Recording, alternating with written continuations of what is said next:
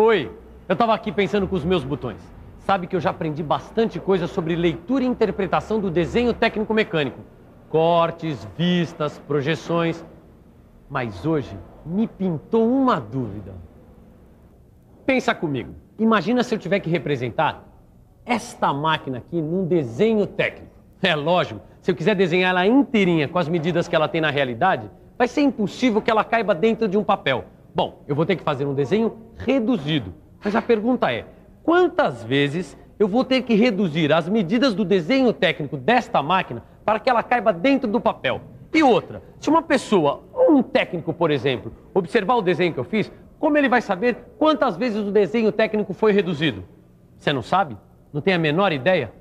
Você está que nem eu. Mas não se preocupa não, que este é justamente o assunto da nossa teleaula de hoje.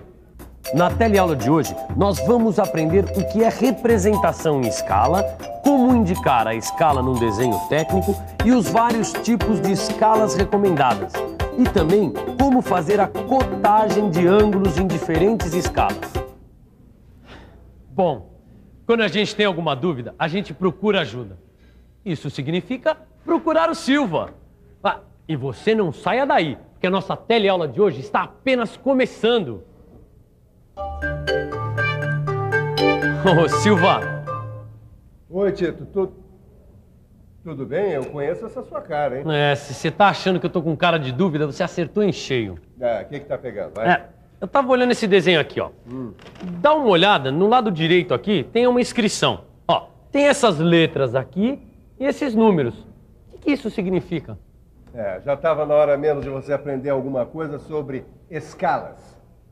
Você não vai me dizer que ESC é a abreviatura de escala. É isso aí.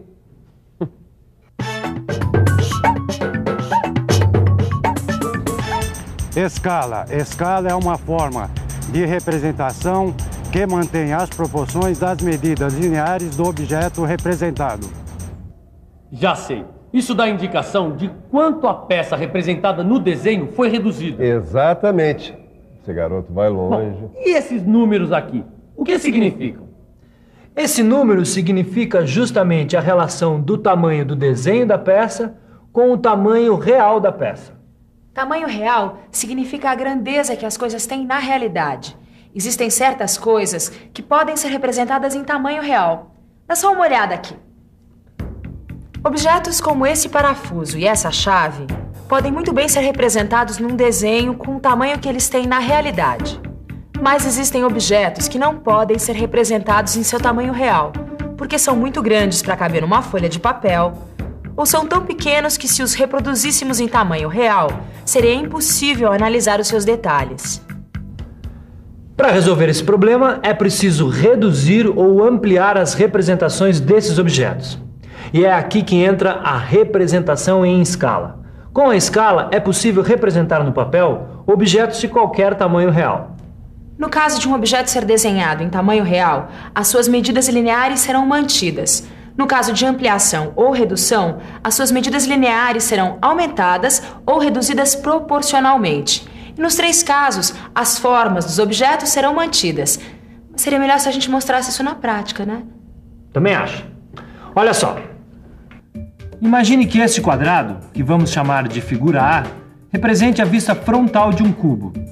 Como é um quadrado, obviamente tem 4 lados iguais e 4 ângulos retos, certo? Vamos imaginar também que cada lado A mede 2U, ou 2 unidades de medida. Agora imagine um outro quadrado, que vamos chamar de B. Só que cada lado de B é uma vez menor que cada lado correspondente de A. Então se pode dizer que as medidas dos lados de B foram reduzidas proporcionalmente em relação às medidas dos lados do quadrado A. Imagine mais um quadrado. Agora vamos chamar quadrado C. Cada lado de C é 2 vezes maior que cada lado correspondente de A. Então eles foram aumentados proporcionalmente em relação aos lados do quadrado A. Como a figura A foi desenhada de acordo com as medidas reais do cubo, dizemos que este desenho está em escala natural. Já a figura B representa a vista frontal do cubo desenhada em escala de redução. E a figura C representa a vista frontal do cubo em escala de ampliação. Portanto, como você vê, existem 3 tipos de escala. Quer dizer, então, que existe a escala natural, a escala de redução e a de ampliação. Isso está super claro. Mas eu ainda não entendi bem este número aqui, ó. O que significam esses 2 números 1 separados por 2 pontos? Significa que esse desenho está numa escala natural. Mas por quê? É muito fácil. Dá uma olhada aqui. Bom, você já sabe que ESC é a abreviatura de escala. Depois vão aparecer sempre 2 numerais separados pelos 2 pontos. Esses numerais mostram a relação entre as medidas do objeto e as medidas lineares representadas no desenho. Na indicação da escala natural, os 2 numerais são sempre iguais. Mas é claro, pois o tamanho do desenho técnico é igual ao tamanho real da peça. Agora está ficando muito mais claro. É escala 1 igual a 1. Só que não se fala 1 igual a 1. O modo certo de ler é 1 por 1, escala de 1 por 1. Preste atenção, porque sempre que você encontrar um desenho que está em escala 1 por 1, significa que ele está em escala natural. Ou seja, o tamanho do desenho é igual ao tamanho do objeto representado. Mas o que é que você não está entendendo nesse desenho, Caio? Me parece que está tudo muito claro. Não é no desenho, Ananias. É nessa inscrição aqui embaixo, olha. Eu vejo essa inscrição em vários desenhos, mas não sei o que significa. Olha, isso aqui é muito fácil. Essa é a indicação da escala que foi utilizada nesse desenho técnico. Tá vendo? Está escrito aqui, ó. Escala 1 por 20. Isso significa que esse desenho foi reduzido na relação 1 por 20. Ou seja, as medidas desse desenho são 20 vezes menores que as medidas correspondentes da peça real. Que legal, Ananias. Olha, essa eu não sabia, hein? Agora dá pra gente precisar exatamente o quanto a peça foi reduzida no desenho. Isso mesmo. E é por isso que essa é chamada escala de redução. Na escala de redução, o numeral que fica à direita do sinal de 2 pontos vai ser sempre maior que 1. Tá legal. Mas e se for ao contrário? Por exemplo, o objeto real for menor que o desenho? Isso acontece quando um objeto é muito pequeno e é necessário analisar todos os seus detalhes. Então, a gente faz um desenho técnico em escala de ampliação. Eu tenho um desenho aqui. Peraí. Tá aqui, ó. É o desenho de uma agulha de injeção. É um objeto muito pequeno para ser representado em tamanho real. Tá vendo? Olha a escala embaixo do desenho. Reparou que agora o numeral à esquerda dos 2 pontos é maior que o numeral à direita? É mesmo, 2 por 1. Então, isso significa que as dimensões do desenho são 2 vezes maiores que as dimensões correspondentes da agulha, não é? Exatamente. Nas escalas de ampliação, o numeral da esquerda é sempre maior do que 1 e o numeral da direita será sempre 1.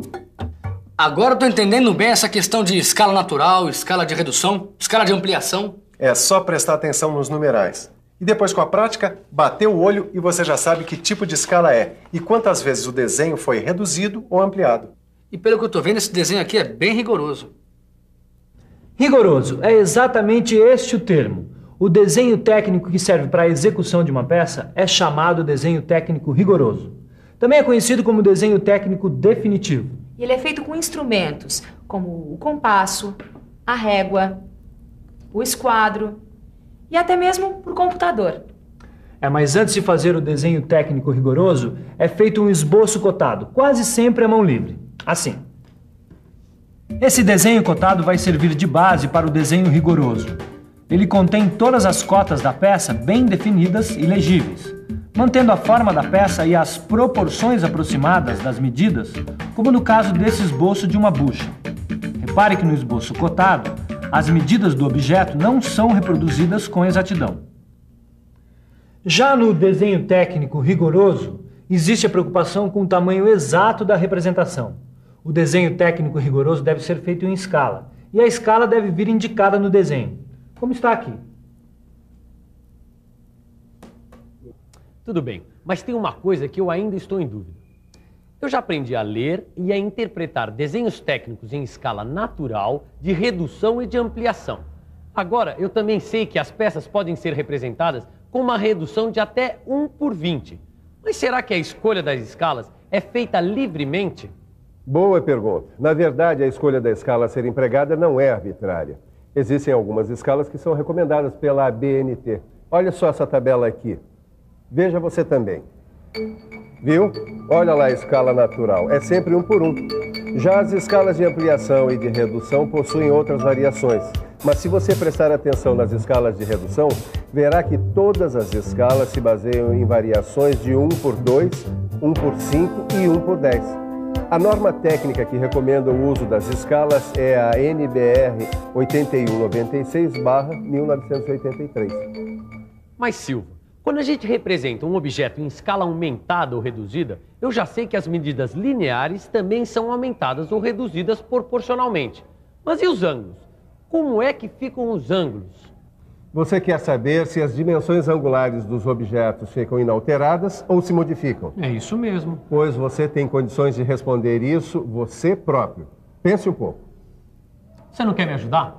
Vamos pensar um pouco? Vamos pensar um pouco. Deixa eu ver. Em primeiro lugar, vou imaginar um desenho que tenha um corte com um ângulo de 90 graus.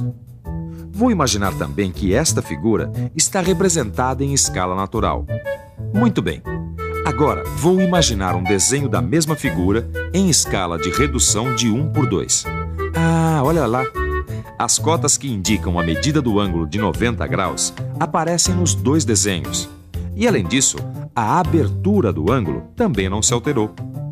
Variam apenas os tamanhos lineares dos lados do ângulo, que não influem no valor de sua medida em graus. Então, as dimensões angulares não se modificam. É isso aí. Os ângulos mantêm as mesmas dimensões. Só o que se modifica são as medidas lineares. Exatamente, você matou a charada. Bom, Titão, por hoje chega que a patroa está me esperando para jantar. É, mas eu ainda gostaria de uma boa revisão. Você não acha? E atenção, se liga aí que é hora da revisão. Na teleaula de hoje, você aprendeu o que é escala. Viu também que existem 3 tipos de escalas: a escala natural, a escala de redução e a escala de ampliação.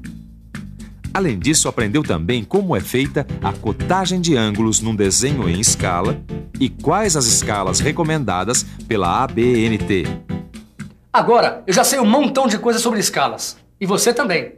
Mas desenho técnico-mecânico é acima de tudo prática. Por isso, faça os exercícios do seu livro de estudo para ficar bem afiado nesse assunto. Até a próxima. Tchau. Tchau.